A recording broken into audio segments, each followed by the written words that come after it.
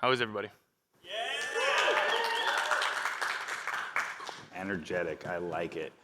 All right, so we're just gonna kick it off. We got a bit to cover here. So welcome to the Black Hat Asia NOC report. Who are we? Hello, hi. My mom named me Neil Wyler, but most people in the information security and hacker community know me as Grifter. By day, I am the global lead of active threat assessments for IBM X-Force. So I run X-Force's threat hunting program around the world. But by night, I do stuff like this. As one of the NOC leads, I've been running the Black Hat NOC for this US show will be my 23rd year. How many shows? We just looked at shows, the number of shows. We just counted up shows. This is my 78th Black Hat. Yeah, that's wild.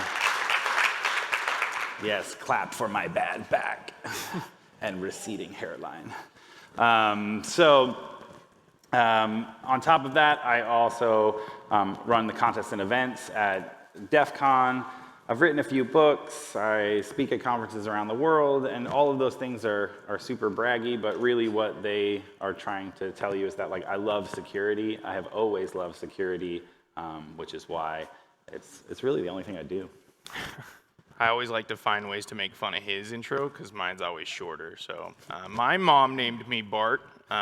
Everybody else here calls me Bart, so that works too. By day, I'm a principal security solutions architect at CDW. I used to do DEF CON at this point, definitely still go, got that gold badge and said I'm good. And now do all the other things. Have not wrote any books, but I think I'm still cool. You should write. Let's roll. You know what, knowing what I know about you, you should write a children's book. I don't know how to take that. All right, but we don't run the NOC alone. This is the Black Hat Asia 2024 NOC team. Yes, we should, please. Yay. And that team is made up of, well, really the couch that you see there are the NOC leads, and then all of the folks behind us there are our partners, NOC partners. So who are they?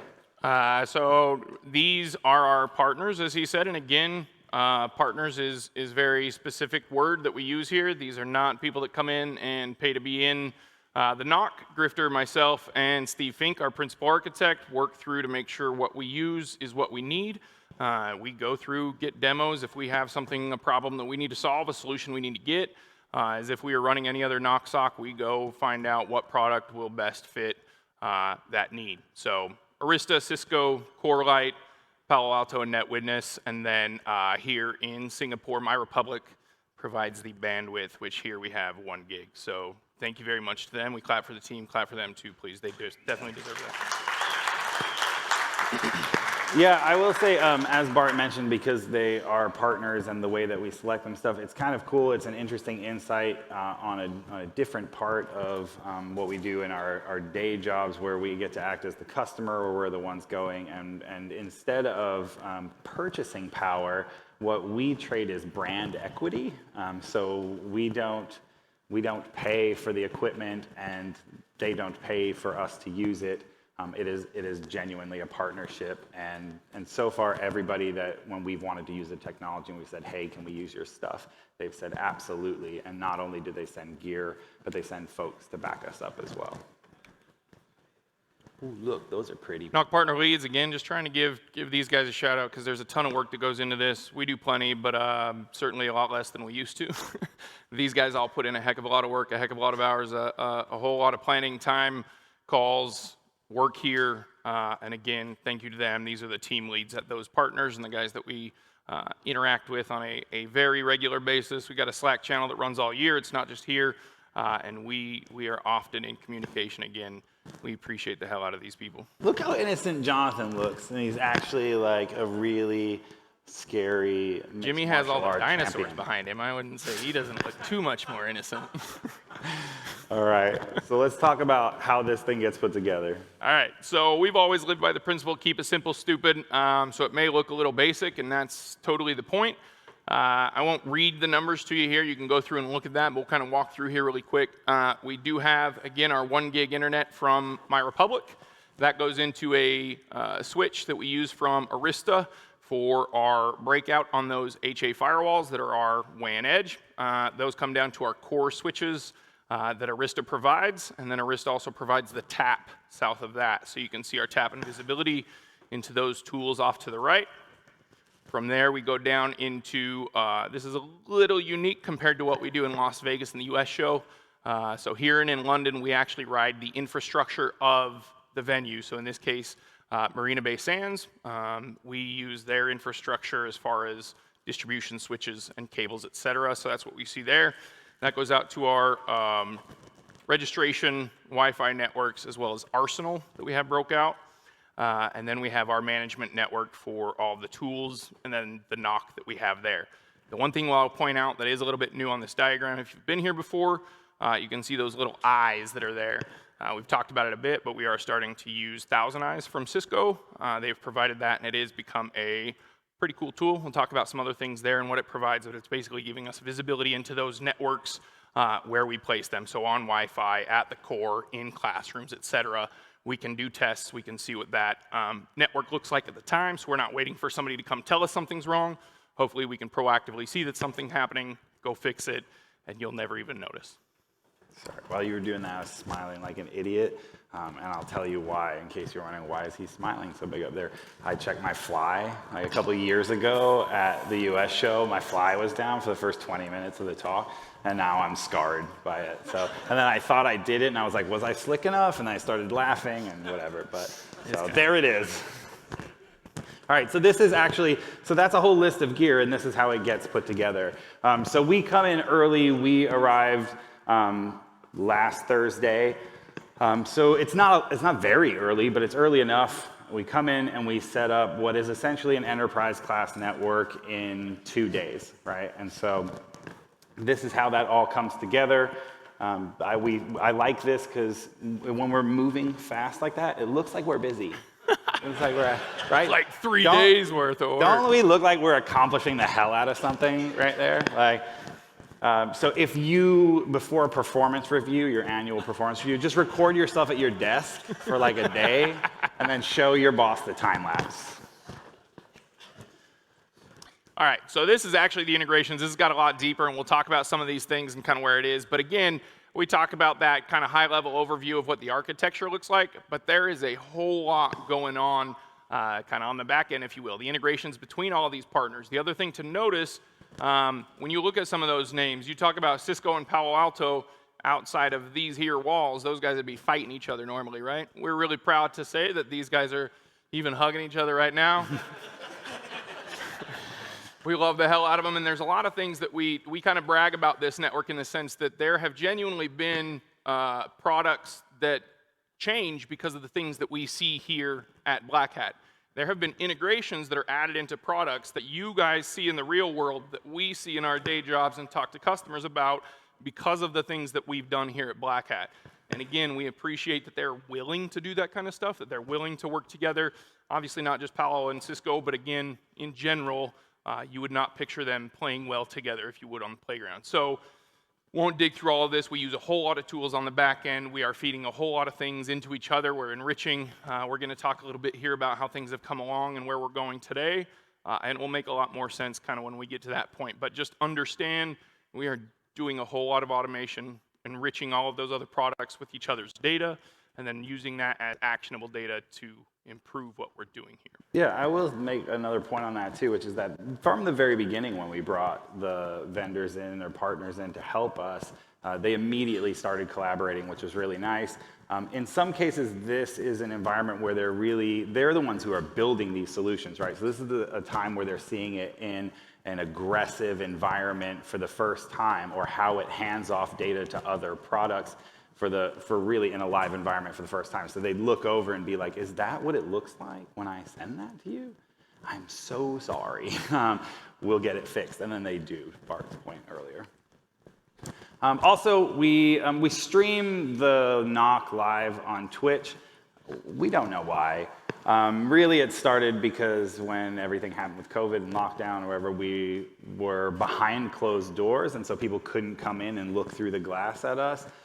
They had us locked behind closed doors, and we were like, okay, well, we can put a TV outside and show them, and we use Twitch, and now we just stream every one. So if you want to watch us at the US show or London in December, that's the Twitch stream, and you can watch that time lapse in slow motion. So. All right, we use a significant amount of dashboards in there. Like I said, we have a lot of solutions doing a lot of things, collecting a lot of data, and we try to actually understand what the hell is going on. And we do that in a number of ways. What you see, we'll start off with the pew, pew, pew, pew, pew, pew. Like that's actually doing something, right? So that is a project called OIP. It's an open source project. And what it's doing is showing us essentially the most active hosts that are in the network. And green traffic is TCP, or those green like little blobs of data going back and forth. Red is UDP, ICMP is white. And we can see stuff going back and forth. And if we see a giant, like it will light up really thick and bright, and we'll go, well, that's an awful lot of activity, what's going on there? And we can turn to somebody like, Corelight or NetWitness and say, hey, will you take a look at IP address, whatever, and see what that is? Also, scans look like fireworks because there is traffic shooting out from a host across the entire thing, and we'll see that visually. So it does look very pew, pew, pew, pew, pew, but it does something.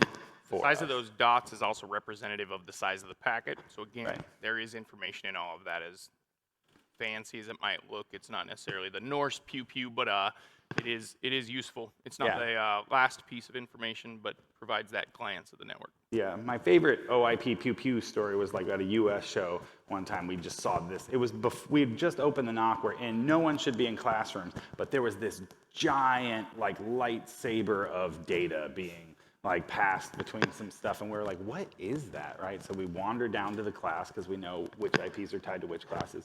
And when we got down there, I opened the door, and there was one guy sitting at a table, and he just went, tap, tap. He like looks at me, and I was like, oh, you're good, man. We were just checking to see what was going on here. And he's like, okay. Tap, tap. Like, so yeah, again, lots of shiny on here, right? But the data that's on here matters, and we'll get into some of it in more detail, but we're looking at stuff like, how many malware samples were, sent for malware analytics. As part of what we're doing is if we see something that's executable, or like a PDF or something that could contain malware, we drop it into a sandbox, see what it does, try to interact with it, and we had 4,137 different samples that we sent for analysis over the course of this show, or up until about noon today. No, that's more. It's going to be more. It's going to be even more? Yeah. All right.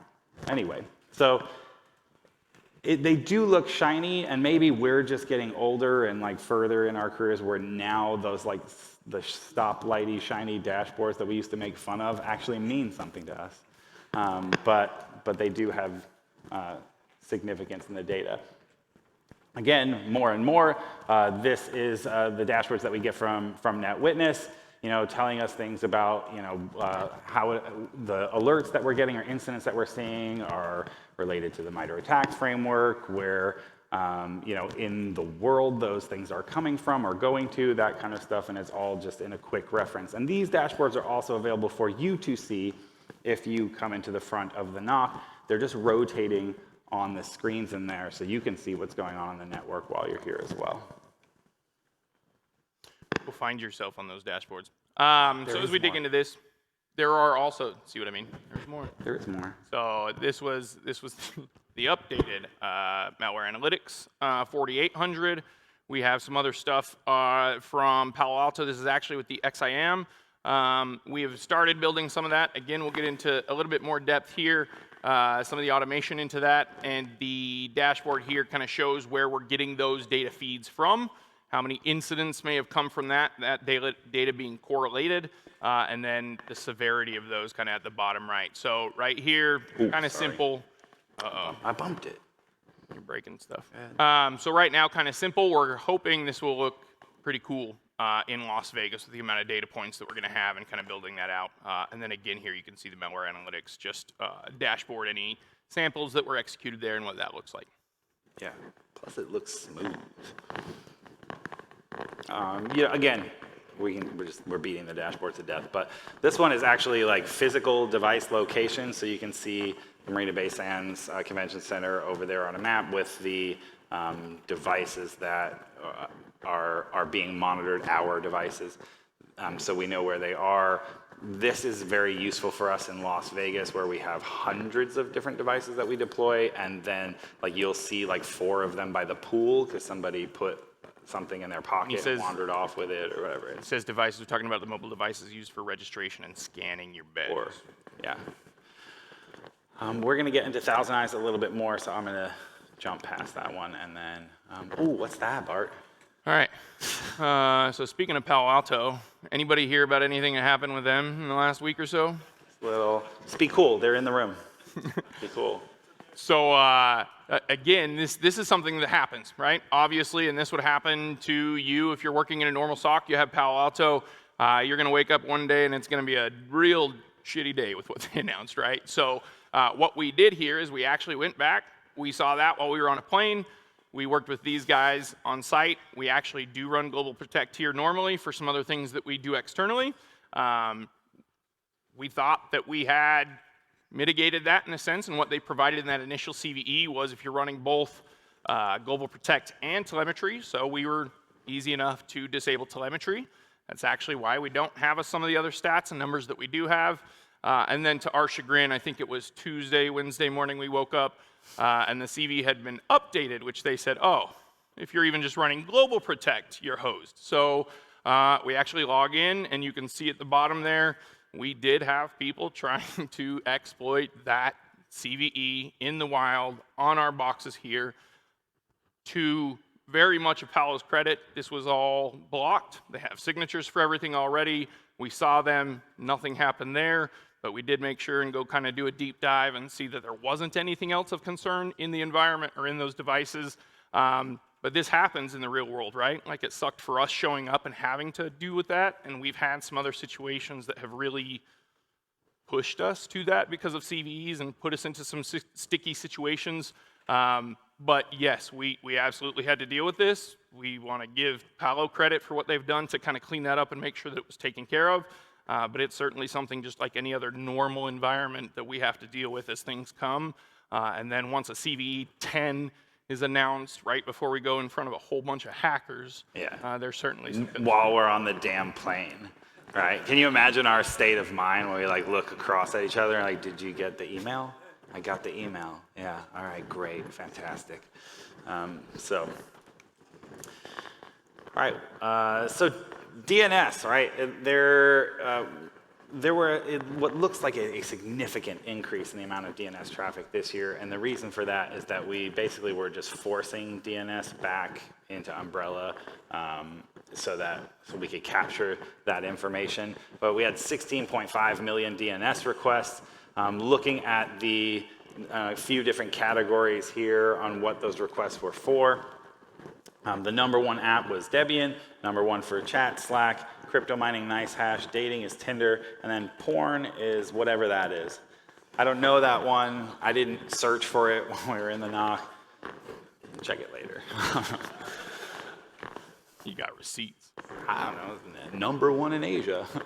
So these are some stats about just general usage of the Wi-Fi. We saw approximately 1,500 unique wireless clients.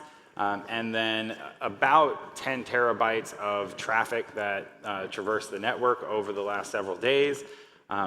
We had sustained 500 to 750 megabits throughout the entire conference, but at different points, we'd see a jump, like a big spike, and we maxed out. We had 1 gig of traffic here. We maxed that out several times, not including the time that dark matter was testing some stuff and maxed out the connection.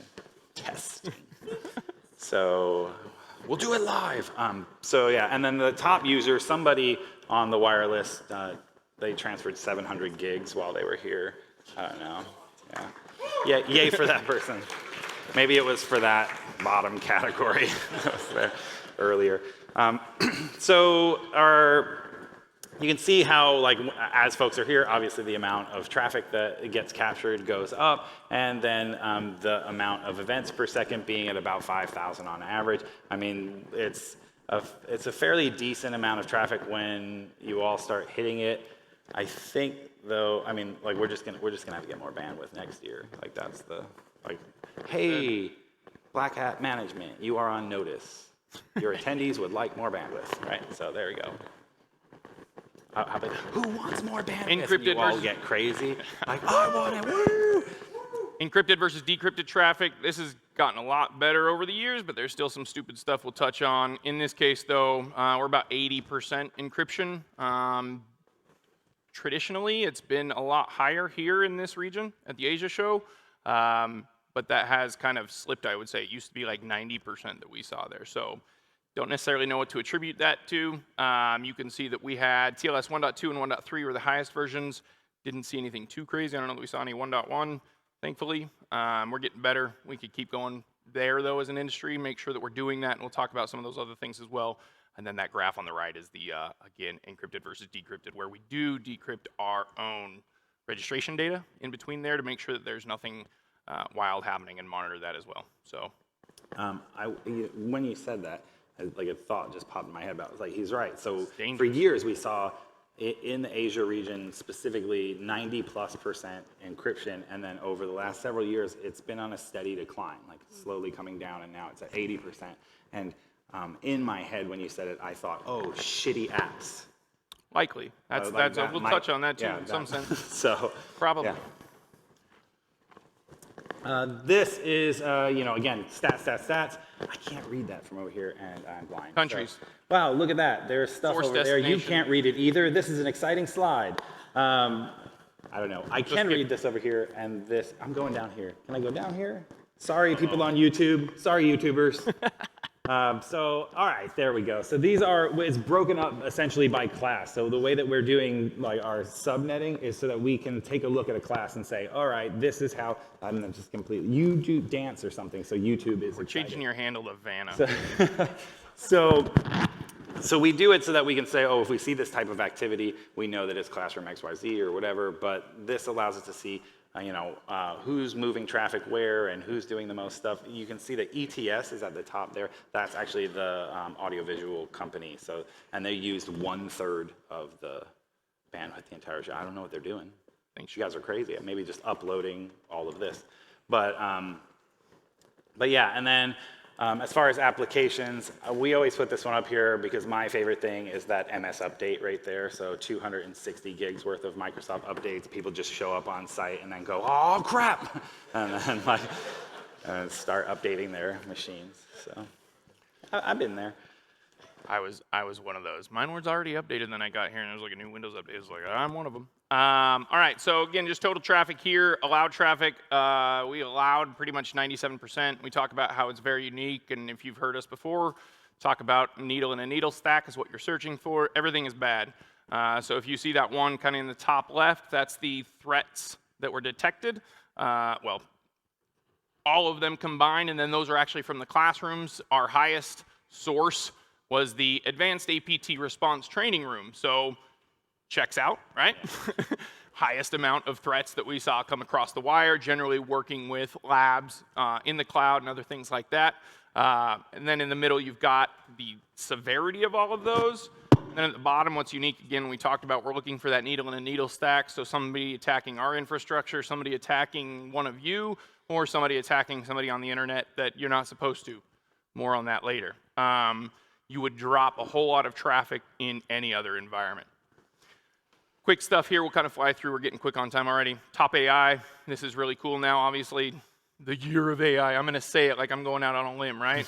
It's not the year of AI, but we're certainly starting to see a whole lot more of that and who's doing what.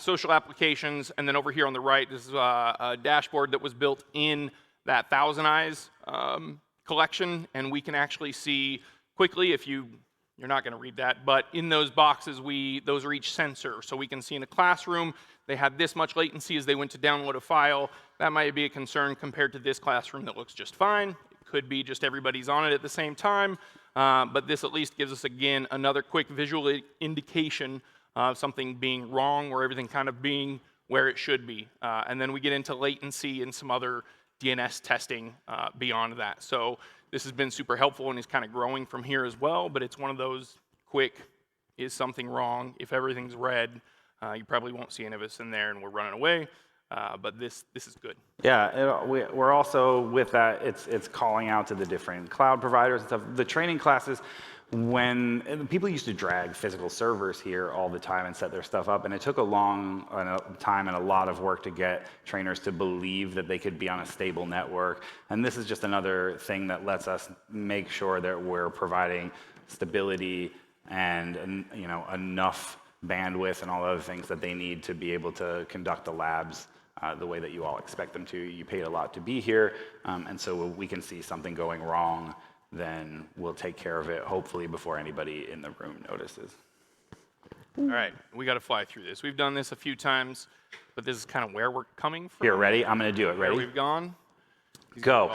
So I said I've been doing this. This is my 78th show. I've been doing it for 23 years. Initially, the network was so unstable here, it would fall over if you breathed on it, right? So then I came in and I was like, meh, meh, meh, meh, meh, meh, meh. And then it stayed up and we were like, yay! And then we were like, well, now it's up. We should try to secure it. Security, hurrah! So then we did, added some additional security to things, and we were like, oh, this is fantastic. But oh, that classroom over here keeps attacking this classroom over here. Why do they keep doing that? Oh, because they're hackers, right? And so this classroom learns a new thing and gets a new tool, and they start launching it at these other guys. Bam, bam, bam. So we're like, we have to separate these kids. They cannot play in the same sandbox. We created a bunch of other sandboxes, and we put them in there, and we said, be nice. Then we were like, all right, well, we heard that this network is really, really scary. So why don't we go see if that's true? Let's introduce threat hunting into this. And we brought in a bunch of hunters. They're all right here. And then we said, look for the actual bad inside the bad, because the traffic at Black Hat is super scary. If it was directed at you. If it's directed at a lab environment, or if it's a demo, or it's all that kind of thing, not really that big of a deal, right? So let's go find the bad.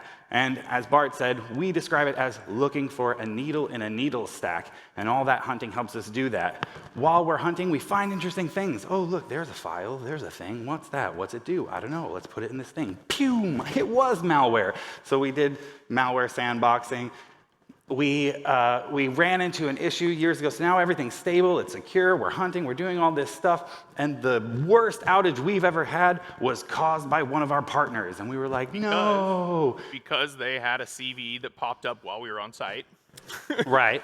So it wasn't Palo, wasn't them, right? So they ended up having a CVE that popped up. They thought they were doing the right thing. They were like, we're going to patch all this stuff. They didn't tell us, and they did it at midnight, and they didn't test it. So we were like, well, that can never happen again. We need to make sure that anytime somebody's committing something, it's actually the person who's supposed to be doing it. Let's put identity and access management in there, and we did it. Then we're like, hey, what about endpoint? We got to look at the registration machines. Boom. EDR, but just on the stuff that we control, because you're not going to let us install anything on your machines, and we don't blame you. Then we were like, all right, this is a lot of data. The show keeps growing. The first show I did had 1,500 people at it in the US show, and the shows now are 25,000 people. So an issue of scale popped up, right? You know what that means. We can't do it all. What we need to be able to do it is a little bit of help and a little bit of automation, right? And with that, I'm going to point at this guy right here and say, come tell us what we're going to do. This is Pope. He's amazing. He helps us out, but he's actually kind of been spearheading with the partners here, getting our automation and workflow worked out here, and we're going to let him speak to kind of the work he's done with them and where we're at this point. It's been amazing.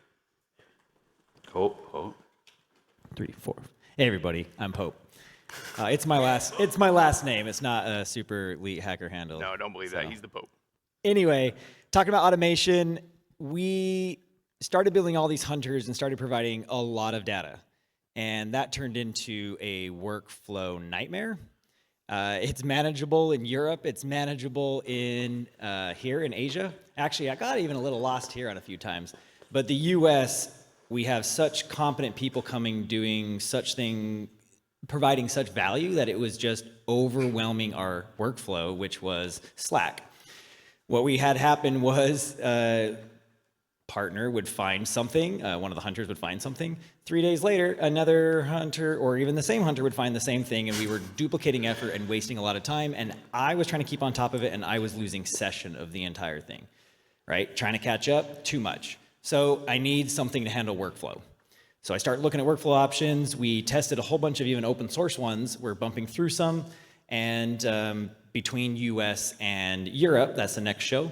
We arrive at Europe. I'm looking at still options of what we should do. On the side, we were doing some automation bits and trying to improve that. And Palo shows up with like a XIM tool, Palo Alto XIM. They're like, this does automation and workflow and all these things. And I was like, well, can we play with it? So we start playing with it, and their Cortex XOR is like one of the best automations I've used, and I've used a lot of them. It's excellent.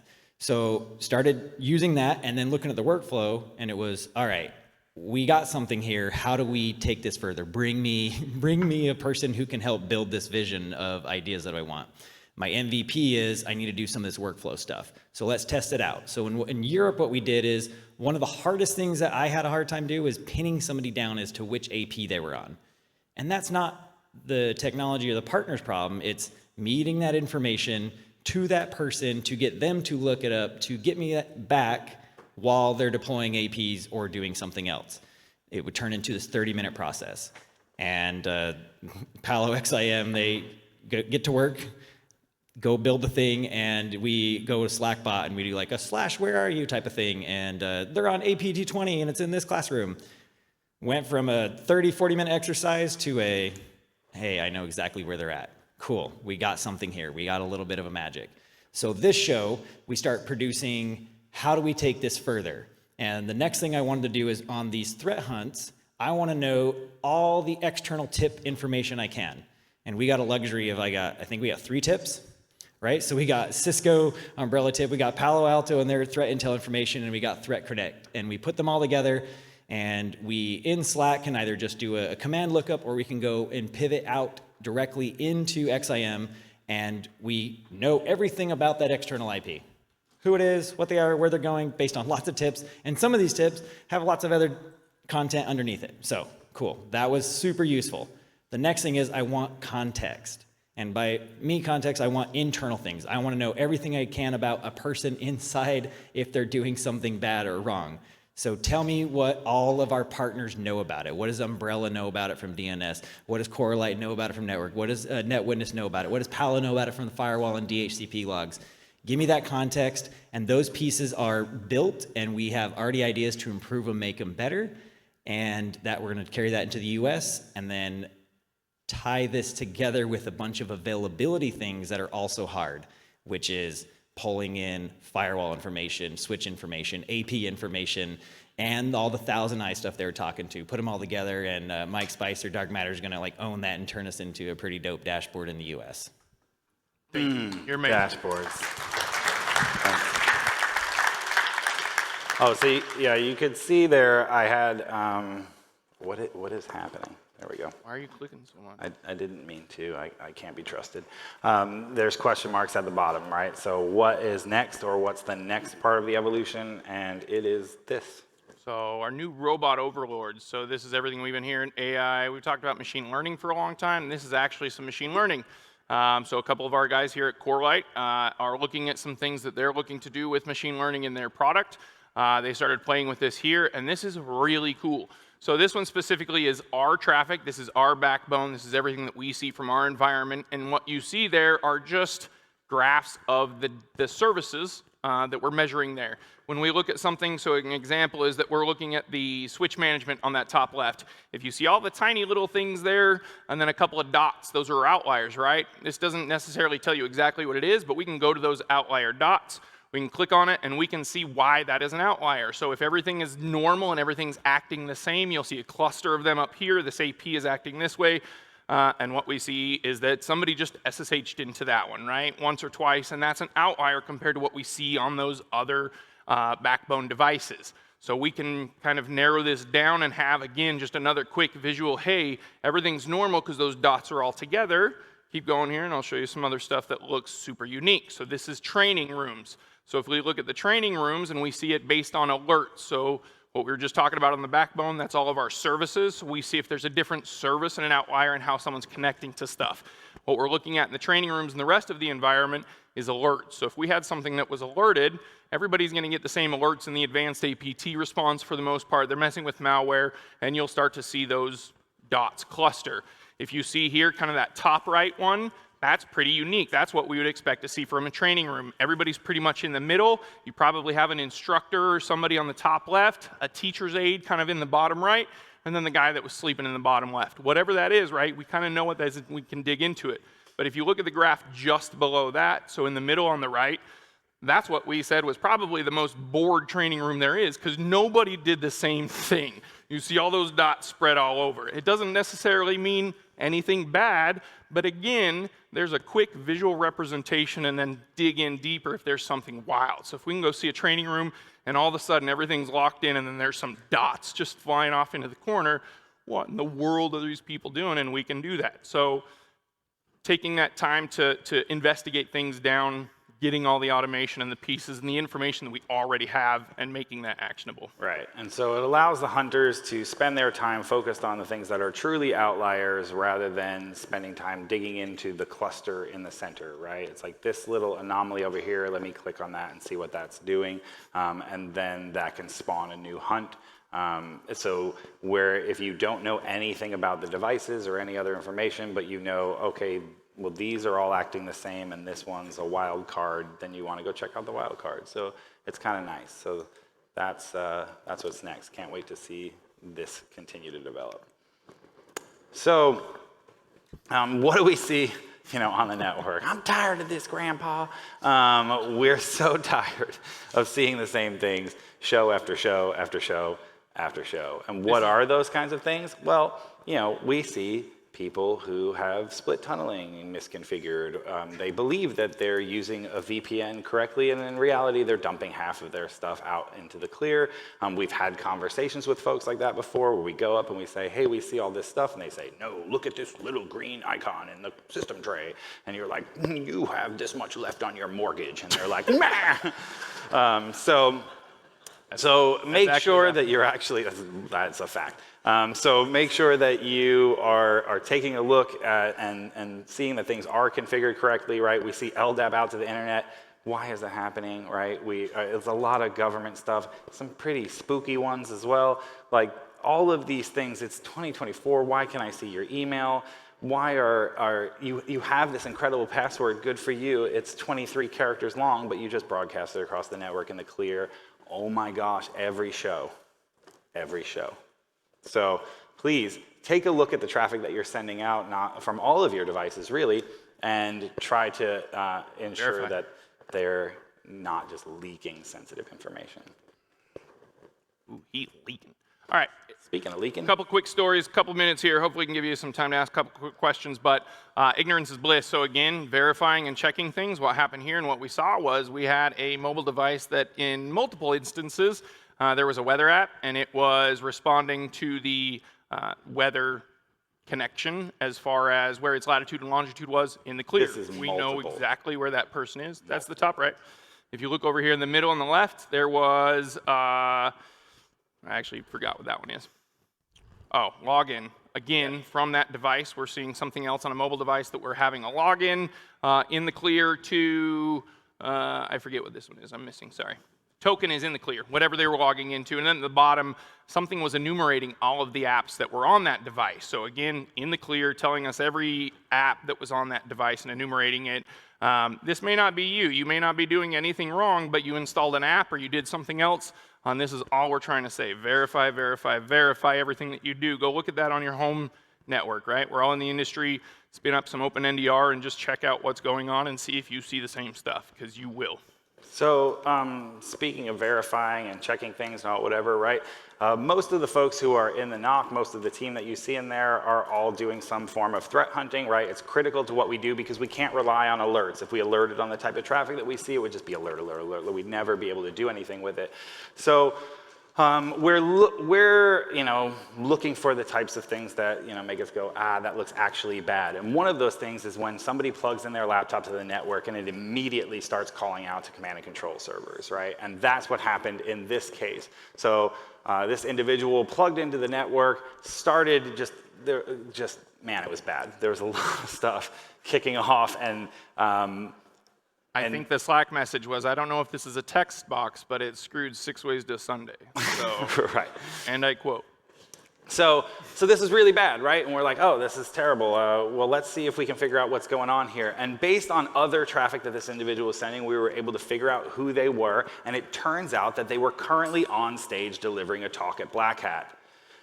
So none of us are, safe from the occasional oopsie. It turned out that it was, in fact, a Black Hat speaker who came onto and joined the network, and their device was very, very owned.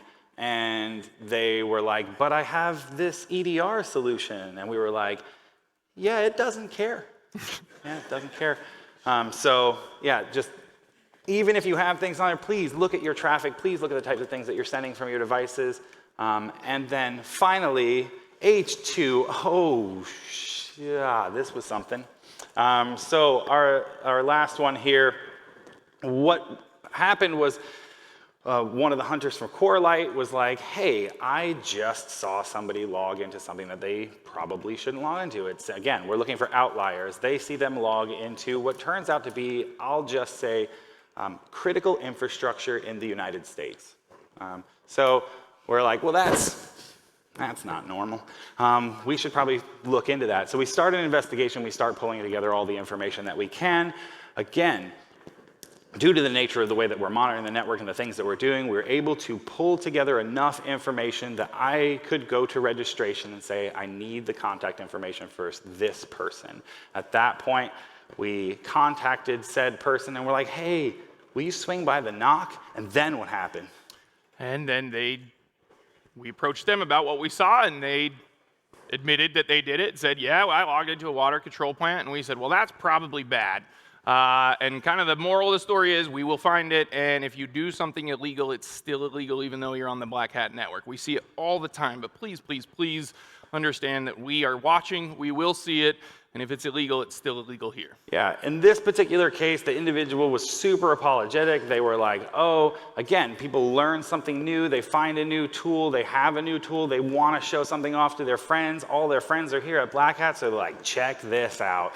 And then they break international laws together, right? So super apologetic, and we're like, yeah, I mean, we get it, but just in the future, if you're going to demo something, point it at like a server you've set up for that, not the critical infrastructure of another country. And that is what we have for you. Thanks.